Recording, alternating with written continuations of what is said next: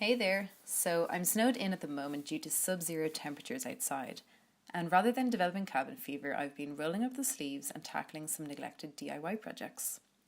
As you probably know, I'm a big advocate for upcycling and repairing. I have this wax coat which I love and I wear every day during the colder months.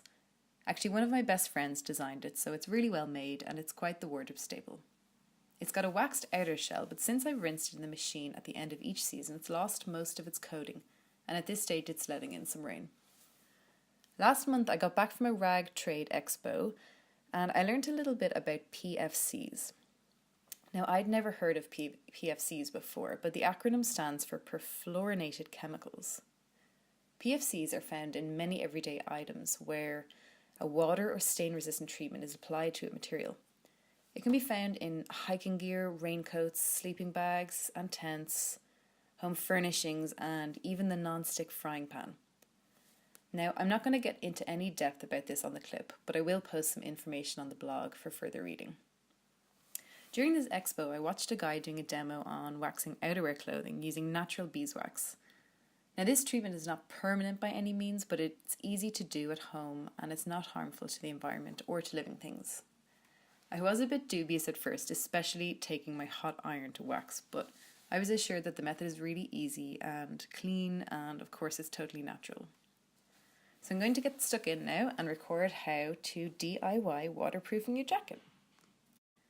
So this is the jacket that I'm going to be waxing today, and I've had it a couple of years, so you can see the surface is quite dry after maybe 3 or 4 washes and wearing for a couple of years.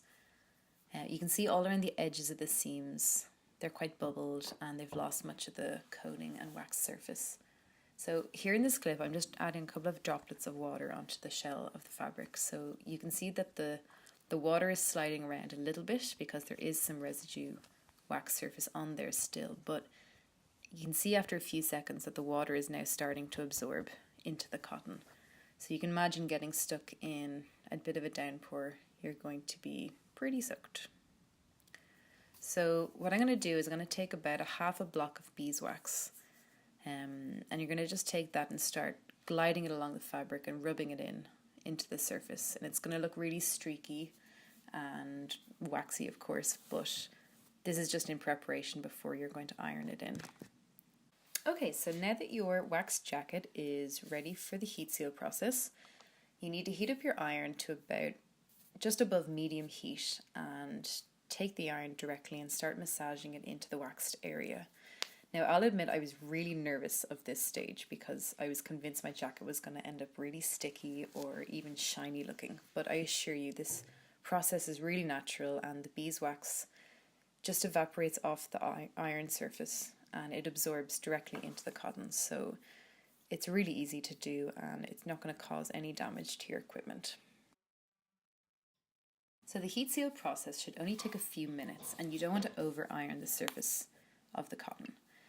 So in this next clip I'm just checking the waterproofness of the jacket by doing the water droplet test, and it looks like it's been a really good success.